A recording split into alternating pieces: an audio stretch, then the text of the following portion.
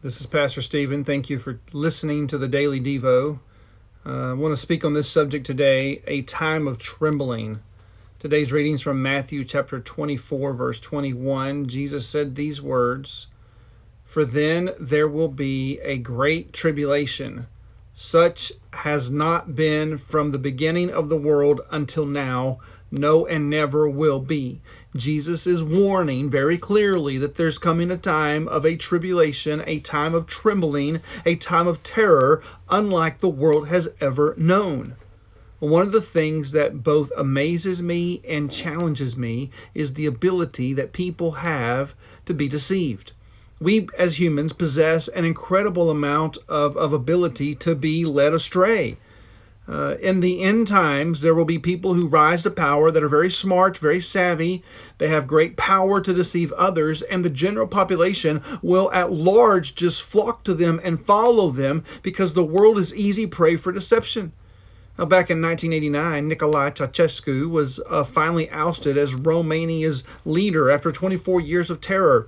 Ceausescu was an evil leader, evil as Hitler. He simply lacked an opportunity to work on a grand scale.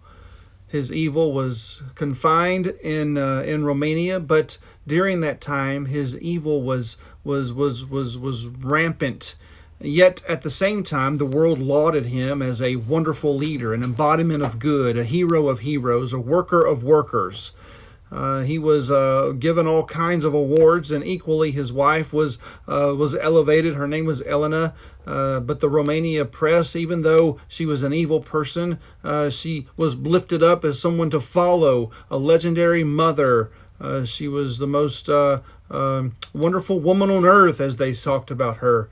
I mean, think about the delusion. This was a wicked man and a wicked wife, and they were working together to do evil.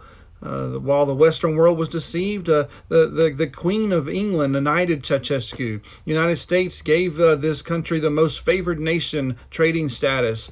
Israeli Prime Minister credited Ceausescu with mediating historic peace in the missions of Jerusalem. The whole world was fooled by his actions until those things came to light as stories poured out of Romania. And soon the world learned of the cruel and wicked things that this couple had accomplished. Lay that on top of world history, lay that on top of current events, and you'll be reminded of what Jesus said in response to the disciples in Matthew 24. There are signs of the coming, and Jesus warns of the potential to be deceived.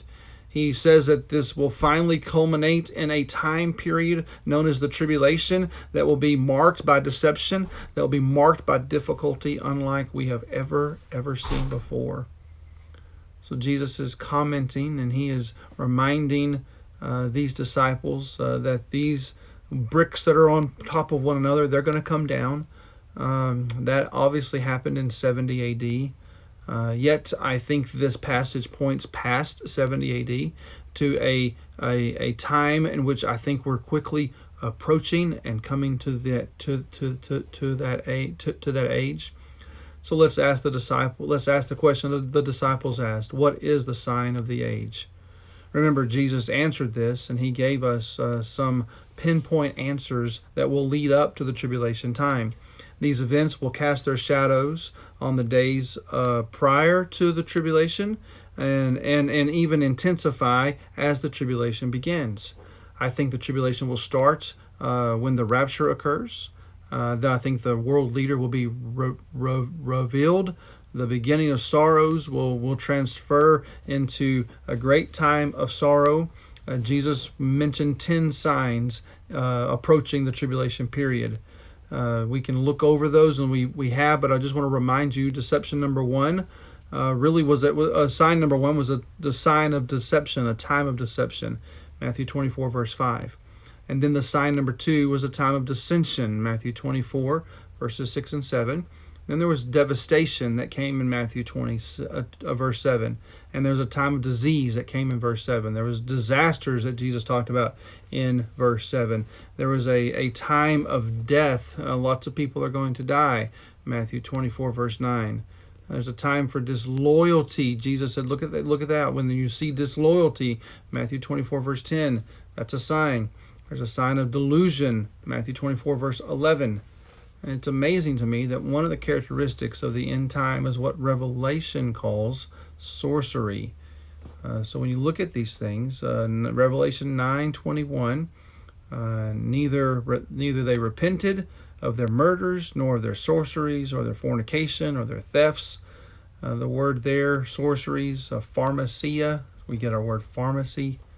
It's a reference to an ingestion of drugs.